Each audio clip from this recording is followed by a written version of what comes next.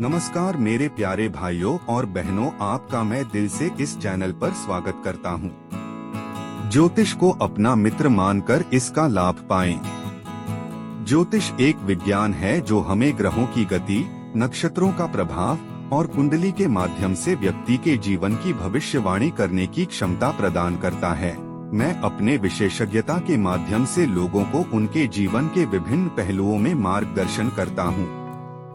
ज्योतिष विज्ञान के माध्यम से मैं व्यक्तिगत, पारिवारिक और व्यापारिक समस्याओं का समाधान प्रदान करता हूं, जिससे लोग अपने जीवन को संतुष्ट, समृद्ध और सफल बना सकें। मेरा लक्ष्य हमेशा सेवा और सहायता में समर्पित रहता है, ताकि लोग अपने उद्देश्यों को प्राप्त कर सकें और जीवन के हर क्षण को सार्थक बना सकें। इस तरह की जानकारी प्राप्त करने के लिए कृपया चैनल वाराह वास्तु को लाइक, शेयर और सब्सक्राइब जरूर करें। तो आइए चलते हैं एक नई वीडियो की तरफ। योगिनी एकादशी की व्रत कथा। भगवान कृष्ण ने युधिष्ठिर को सुनाई थी योगिनी एकादशी की व्रत कथा। योगिनी एकादशी व्रत कथा भगवान श्री कृष्ण ने पांडु पुत्र युधिष्ठिर को आषाढ़ कृष्ण पक्ष की योगिनी एकादशी का महत्व बताया था। श्री कृष्ण कहते हैं कि जो कोई मनुष्य योगिनी एकादशी का व्रत करता है, उसके सभी पाप नष्ट हो जाते हैं। यह व्रत स्वर्गलोक की प्राप्ति कराता है। चलिए जानते हैं योगिनी एकादशी की व्रत कथा। योगिनी एकादशी व्रत कथा 2024 उदास स्माइली हिंदू पंचांग अनुसार आषाढ़ महीने में 2 एकादशी आती है, जिनमें पहले एकादशी योगिनी एकादशी है और दूसरी देवशयनी एकादशी होती है। यहाँ हम आषाढ़ महीने की योगिनी एकादशी के बारे में आपको बताने जा रहे हैं। ये एकादशी बेहद खास मानी जाती है। कहते हैं जो कोई मनुष्य विधि विधान से योगिनी एकादशी का व्रत करता है, उसे बड़े से बड़े पाप तक से मुक्ति मिल जाती है। इस व्रत को करने से जीवन में सुख समृद्धि आती है। अगर आप भी योगिनी एकादशी का व्रत रख रहे हैं, योगिनी एकादशी की पौराणिक कथा अनुसार महाभारत काल में धर्मराज युधिष्ठिर ने भगवान श्री कृष्ण से कहा कि हे त्रिलोकीनाथ, मैंने आपसे निर्जला एकादशी की कथा सुनी। कृपा करके अब आप मुझे आषाढ़ माह के कृष्ण पक्ष की एकादशी की कथा सुनाइए। इस एकादशी का नाम और महात्म्य क्या है, सब मुझे विस्तार से बताने की कृपा करें। तब भगवान श्री कृष्ण ने कहा, हे पांडु पुत्र, आषाढ़ महीने के कृष्ण पक्ष की एकादशी का नाम योगिनी एकादशी है। इस व्रत को करने से सभी पाप नष्ट हो जाते हैं। यह व्रत इस लोक में भोग और परलोक में मुक्ति देने वाला है माना गया है। इतना ही नहीं, यह एकादशी व्रत तीनों लोकों में प्रसिद्ध है। अब मैं तुम्हें इसकी कथा सुनाता हूँ, जिसका ध्यानपूर्वक श्रवण करो। अलकापुरी नाम की नगरी में कुबेर नाम का एक राजा राज्य करता था, जो भगवान शिव का बड़ा भक्त था। उनका हेमाली नाम का एक यक्ष सेवक था, जो पूजा के लिए फूल लाया करता था। हेमाली की अति सुंदर स्त्री थी, जिनका नाम विशालाक्षी था। एक दिन हेमाली मानसरोवर से पुष्प लेकर आया, लेकिन कामासक्त होने के कारण वह पुष्पों को रखकर अपनी स्त्री के साथ रमण करने लगा।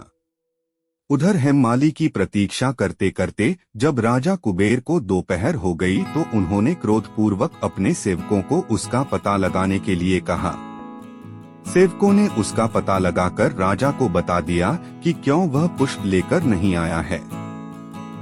सेवकों की बात सुन राजा कुबेर ने हेमाली को बुलाने के लिए कहा।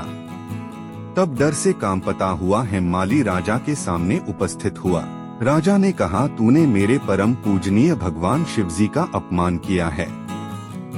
अब मैं तुझे श्राप देता हूँ कि तू अपनी स्त्री के वियोग में तड़पेगा और मृत्युलोक में कोढ़ी का जीवन व्यतीत करेगा।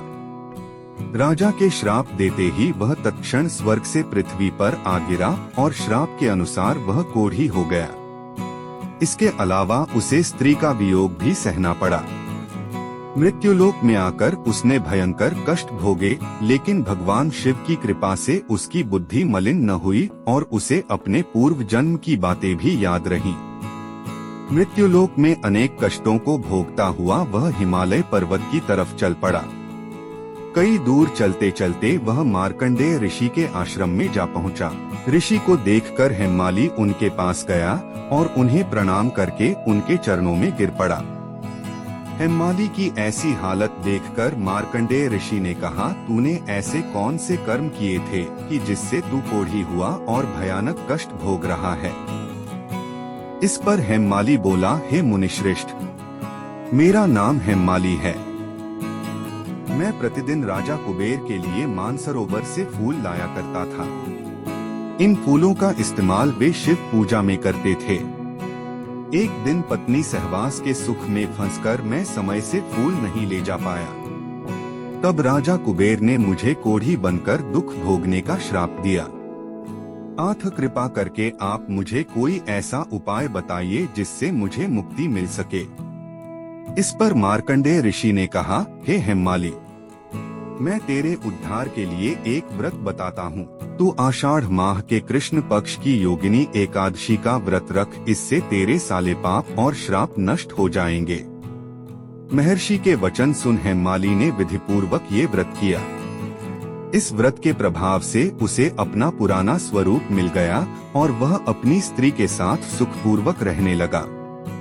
भगवान श्री कृष्ण ने कहा, हे राजन, जो मनुष्य योगिनी एकादशी की कथा को पढ़ता है उसे 88,000 ब्राह्मणों को भोजन कराने के बराबर फल की प्राप्ति हो जाती है। जो लोग मेरे 12 वास्तु यूट्यूब चैनल को देखते हैं, मुझे उनका हार्दिक आभार। मुझे आपके समर्थन, प्रेरणा और प्यार के लिए आपका धन्यवाद। आपकी प्रतिक्रिया मेरे लिए महत्वपूर्ण है। कृपया मेरे चैनल को लाइक, शेयर और सब्सक्राइब करें ताकि मैं आपको और अधिक वास्तु विज्ञान और सुझावों से लाभान्वित कर सकूं। आपका समर्थन मुझे और अधिक उत्साहित करता है और मुझे नई और बेहतर सामग्री बनाने के लिए प्रेरित करता है। फिर मिलते हैं अगले वीडियो में। धन्यवाद।